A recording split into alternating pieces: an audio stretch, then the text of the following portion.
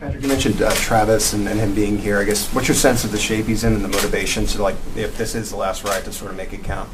I mean, if it's the last ride, you would never know. I mean, the way he's talking about football, the way he's talking about working and trying to be even better this year than he was last year. I mean, he's not. It doesn't seem like a guy that it's his last ride. Like he's tired of the job. I mean, he's in here, he's working, and I know his body feels good. I think it feels better than even last year before going into last season. Just because I think he's motivated to go out there and have an even better year than he had this last. Now year 9 with this and doing the OTAs and Chris Jones being out here, how important is it for you guys to kind of set the tone and set the tempo for these guys that are trying to learn the system, and even the free agents that are coming into the system as well? Yeah, for sure. I mean, it's awesome to have the leadership that we have, and to have guys like Trav and Chris Jones who are still coming to OTAs and getting the work in. It kind of shows the standard that we have here, and we've been doing it all throughout this spring. As guys are working hard, you can tell they're motivated to go out there and be even better this next year. So it starts here, and I think guys understand that. Patrick, you're still months away from actually turning 30, but I do wonder if you're starting to have any sense of how long you've been around all of a sudden, and what just what your view is from now back to when you first got started, how different it might feel physically and mentally. Yeah, for sure. I mean, just first off, kids, I feel like age you a little bit. So having 3 kids makes you grow up, but it's been a fun run, and we've had a lot of great players in this building, a lot of great people. And so it makes it enjoyable to come to work every single day. And I still got some guys with me that have been there the whole time. And then adding new guys gives you a new juice and a new spirit to go out there and be even better. And so a lot of young guys now, so just trying to relate to them as much as I can. But at the same time, I'm still not 30 yet, so I feel like I can for at least right now. Do you feel a difference in your body at 29, though, from 20, 21, 22, and punishment of the NFL for all these years? Not necessarily. I think more than anything, I have a better understanding of my body, so I know what I need to get in. I know the extra amount of recovery stuff I need to do, how to feel my best on a day-to-day basis. I mean, obviously, I probably bounced back a little bit quicker when I was younger, but at the same time, I have a better plan and a better standard that I kind of hold myself to on a day-to-day basis, so I can be ready for every single practice. Patrick, you mentioned the young guys. What's your approach to mentoring them? I always want to meet the person first, and so it's about getting to know the person and then seeing what I can do to help them get better and help them push forward, because it is hard. I mean, it starts OTAs, but going through training camp and going through a long NFL season is hard, and you want to the guys to know that you care about them, so you care about them as a person first, and then you mentor them on the field by pushing them to be better every day. Generally, how long does you feel like it takes for you to understand their individual personalities, because everybody's different? Yeah, I mean, once you get to St. Joe and you live in those dorms, you kind of start understanding each person more and more. And so, no, it's cool getting here OTAs, being in the building, meeting the guys, and kind of building that relationship on the field. And then when you get to the kind of training camp in the season, you really get to meet the person even more. And so that's why we always harp on it. But it is fun to go into St. Joe and kind of meeting all the new teammates and new free agents that you have. You mentioned Travis Kelce. What's your biggest takeaway from in your focus and how you lock in from when you lose a Super Bowl versus when you win one? Because yeah, I mean it's hard. I mean, I feel like I focus every year because I know how special a run that we're on, and how many years left I'll have with all these great players and a great team. Every team's different, and you don't want to miss an opportunity. But I mean, obviously, when you lose a Super Bowl, I think there's sometimes in those workouts where you may be a little tired. You have that extra added motivation to finish even harder, finish even stronger. And I mean, I think it'll be good for us at the end of the day. I mean, obviously, looking back, you want to win the game, but a lot of these guys hadn't ended the season on a loss that are on this team now. So I'm sure they'll be motivated to go back out there and try to find a way to get to the Super Bowl and win it this year. Patrick, you mentioned Travis and him being here. I guess, what's your sense of the shape he's in and the motivation to, like, if this is the last ride, to sort of make it count? I mean, if it's the last ride, you would never know. I mean, the way he's talking about football, the way he's talking about working and trying to be even better this year than he was last year. I mean, he's not. It doesn't seem like a guy that it's his last ride. Like he's tired of the job. I mean, he's in here, he's working, and I know his body feels good. I think it feels better than even last year before going into last season. Just because I think he's motivated to go out there and have an even better year than he had this last. You're the ultimate sports fan, and I'm sure you grew up watching those Thanksgiving Day games with the Dallas Cowboys. What's it going to be like to play in one of those? Yeah, it's gonna be special. I mean, I've wanted to play at Cowboy Stadium, obviously, just because I haven't got the opportunity to actually play in the game. We played my first year we were there. I was at the game, but I didn't get to play. And I'm growing up watching those games, going to those games was a special experience with me and my family. So I'm excited to get everybody there, and then to play on Thanksgiving. I mean, you're in Thanksgiving in Texas, you're watching the Cowboys play, and so it'll be a special moment. I know those ticket prices went up a little bit for me, but other than that, I mean, it's gonna be cool to play on Thanksgiving, have the prime time, have that 3 o'clock kick, and be able to go out there and play in front of hopefully a lot of my friends and family. Have you been to one of those Thanksgiving games? I haven't been to a Thanksgiving game, but I obviously went to a lot of games growing up, and I played it there when I was in college. So it'll be exciting. And my son's birthday is the day after, so hopefully we can find a way to win and then get to celebrate my son's birthday the day after that. Sam? Patrick, a couple things. What's the importance of having Travis out here? And I know he wasn't here today, but he's been here. Yeah. No, it's extremely important. I mean, just because whenever you have, like I always say this, whenever you have the guy that's already got the gold jacket on, if it's him or Chris Jones, and they're working hard and they're showing what it takes to be great, it's easier for me to talk to the young guys and say, like, when they're tired, that they need to keep working, they need to keep pushing, because they don't need to be here. I mean, they don't need to be here, and they're still going to go out there and have success on the field. They take care of their bodies and work hard in the off season, and so for them to still show up and set that standard, it sets the standard for everybody else that's going on the practice field. And then on Xavier Ward, they wanted to ask you about him too. What did you learn about him those final 6-7 weeks maybe of this last year? I think the biggest thing I learned is he's not, I mean, I knew this, but with more opportunities, he's not just fast. He can make plays, and you saw that with some of the contested catches that he made kind of towards the end of the season. If you think back to the Bills game, or even the last catch he had in the Super Bowl, I mean, he's someone that will go up and make a play on the football, and so my job is to give him more opportunities, even when he's running with someone and it's one-on-one, throw the ball, let him go up there and make a play. I think adding Hollywood being healthier and then having Rasheed back out there is going to give him more and more opportunities to stretch the field down the field. On the draft night, you posted a happy emoji when the team selected Josh Simmons. I guess just how excited are you to see him and maybe potentially have this left tackle in the future? Yeah, no, for sure. I mean, just he's built like a left tackle. I think that's the biggest thing you see. I mean, obviously, we're building him up with coming off the injury, but he looks great. I mean, he's moving well. He's doing all the right things, and he's working extremely hard. And whenever I go by the training room, he's in the training room working to try to get back on that field as quickly as possible. And so, more than that, I think Veach and Coach Reid and all those guys, they brought in competition, and they want guys to go out there and be the best they can possibly be. And I'm excited for us to get through training camp and get to go against our defensive line, which will be a really good defensive line, and it'll be a great test for those guys to kind of prepare for the season. Todd mentioned Rasheed played most of the year without him. We've heard good things about what he's looked like. He wasn't out there today because I guess he's sick. But yeah. What's he look like for you right now? I mean, he looks like Rasheed. I mean, I think having the injury it sucked, but happening so early in the season, he was back like right when the off season started, and so he was up here working hard, extremely hard, and he was back home working extremely hard. And so I was throwing with him in Dallas a little bit, and then getting him back out here, and there's no limitations. He's out there playing, he's making plays on the football field, he's explosive, he looks fast, and I mean, you saw the start of last season. I think he can be one of the best receivers in the league, and so just to have him, to add with Xavier and Hollywood and all these other guys that we have, it's another position I think Veach has done a great job of bringing in competition, so that we can go out there and make a lot of plays happen. Matt? With the receiver group between the workouts in Texas and getting back here, what kind of stands out to you so far? And what have you kind of learned about maybe some of the new faces that you're throwing to?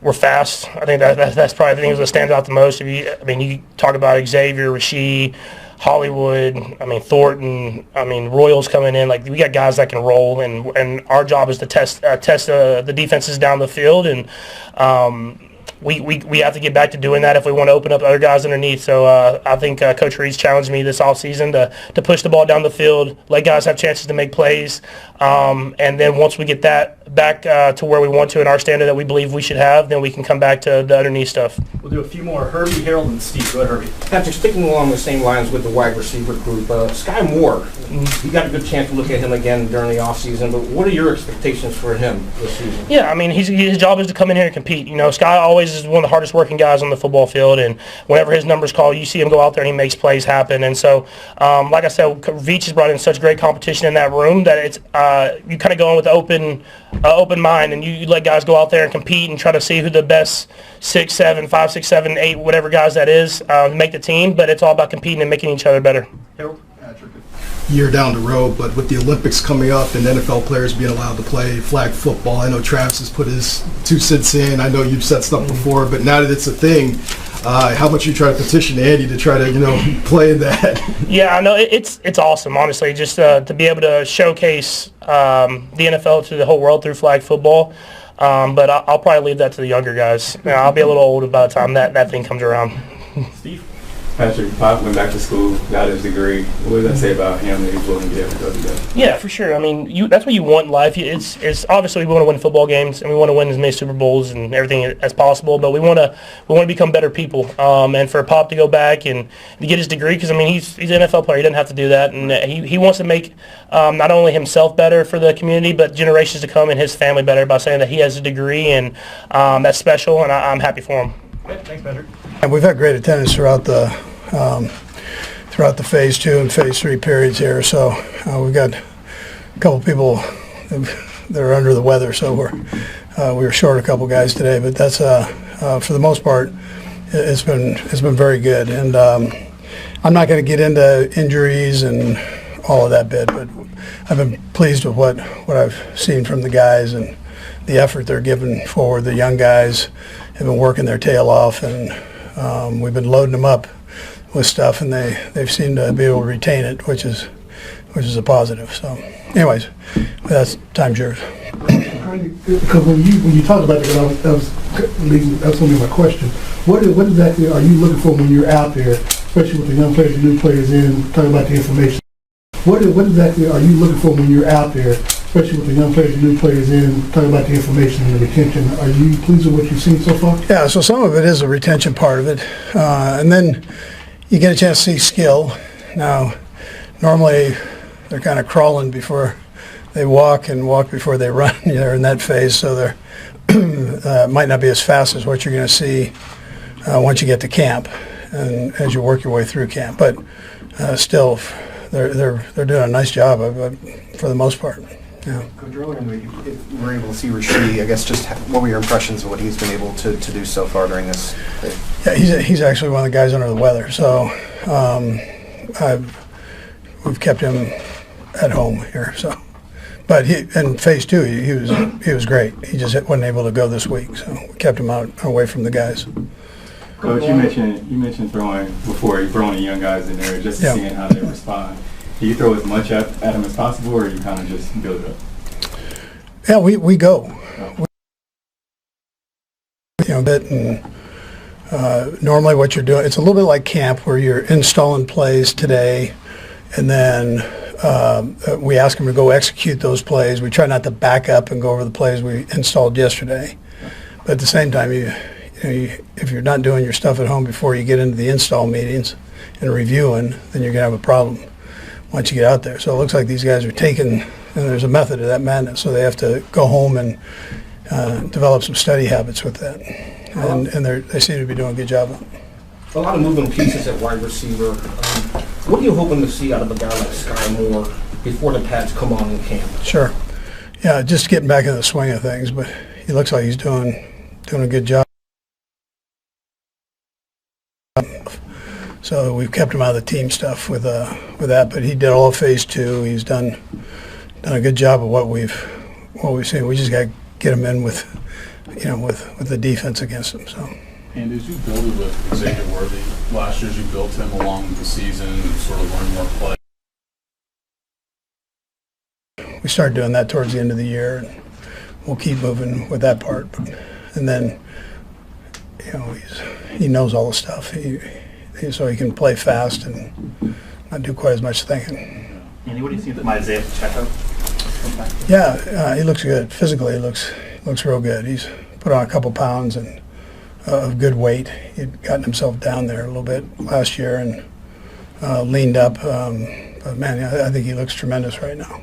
Andy, with the veterans out there like Chris Jones, Patrick Mahomes, and those guys, how have you seen them evolve into the leaders with these young guys in these type of periods where it's voluntary, but it's still good to see them show up and try to help these young guys play? Yeah, sure.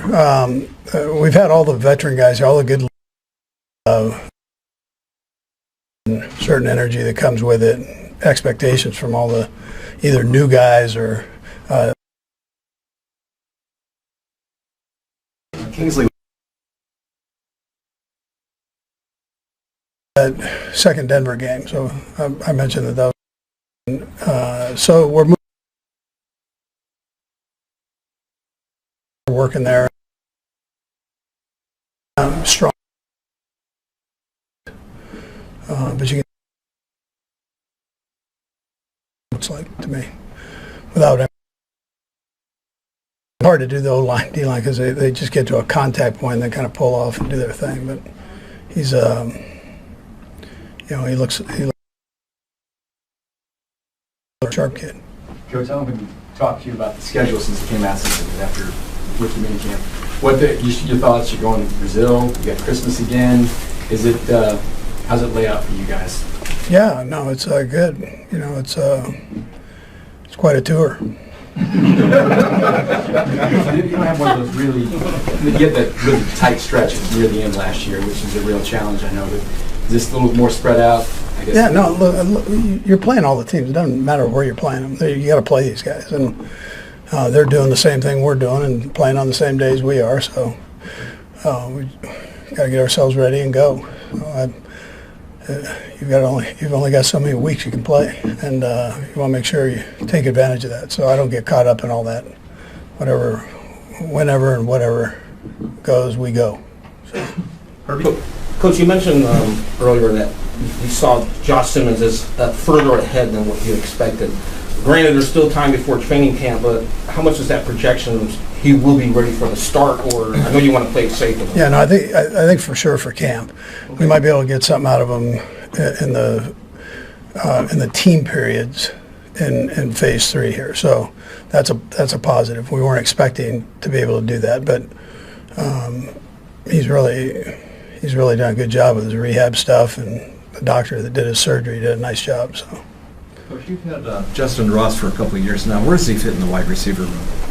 Yeah, as long as he stays healthy and he's out there, that's a plus. I mean, he competes. I mean, you could argue that he had one of the best camps last year, and it's just a matter of keeping him upright and trying to work him in that mix of guys. But he's a big receiver that has got real good hands and has done a nice job for us.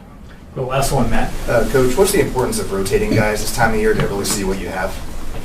Yeah, I probably should have mentioned that earlier, that we're moving guys all over the place. So whether it's the young receivers, whether it's the DBs, linebackers, so we're just kind of fitting pieces in there like we normally do during the preseason time. So in the offensive line, like I said, we're moving those guys all over too. So it's that pays off for you, I think, once you get going here. Try to find the best people for those positions, what they do the best. Okay, thanks, Coach. Okay, good. Thank you. Go ahead and fire away. Kansas City Chiefs stars Patrick Mahomes and Travis Kelce are expanding their horizons beyond football, venturing into the restaurant business with the upcoming launch of their new steakhouse, 1587 Prime, inside the Lowe's Kansas City Hotel. The duo, instrumental in the Chiefs dynasty, which saw them make 5 Super Bowl appearances in the past 6 years and claim 3 victories, are now working hard to open the restaurant. Despite the Chiefs falling short of a historic three-peat after their defeat by the Philadelphia Eagles in New Orleans earlier this year, Mahomes and Kelce remain hopeful that Kansas City's revamped defensive line can help them reach Super Bowl 2026 in Santa Clara at Levi's Stadium. Even with the NFL's organized team activities, OTA, underway, the pair's focus has also been on bringing their culinary venture to life. Recently, an Instagram account shared an image and video of the construction progress of the restaurant, which appears far from ready. The caption read, "First look at Travis and Patrick's new steakhouse 1587 Prime opening soon inside the Lowe's Hotel." Despite their impressive NFL earnings, both Mahomes and Kelce are determined to make the steakhouse affordable and accessible to everyone. Speaking at a press conference for the 101 Awards last year, Mahomes emphasized their commitment to creating a space that brings people together. "Me and Travis have been working on that for a while. We're always together, always at these restaurants, and we love bringing people together. We're going to do whatever we can to continue to bring people together, and what better place than Kansas City," Mahomes said. He added that they've intentionally kept prices reasonable, with items around $15 because they want a steakhouse to be accessible to all. As Mahomes gears up for what could be a decade more in the NFL, Kelce, 35, is contemplating retirement, though he has decided to return for the 2025 season. Kelce confirmed his decision through a text to Pat McAfee, which was read aloud on McAfee's show earlier this year. "I'm coming back for sure. Going to try to get into the best shape I've been this offseason and get back to the mountaintop." This announcement comes amid the NFL's recent decision to allow players to try out for Team USA's flag football team for the 2028 Summer Olympics, marking an exciting new chapter for players and fans alike.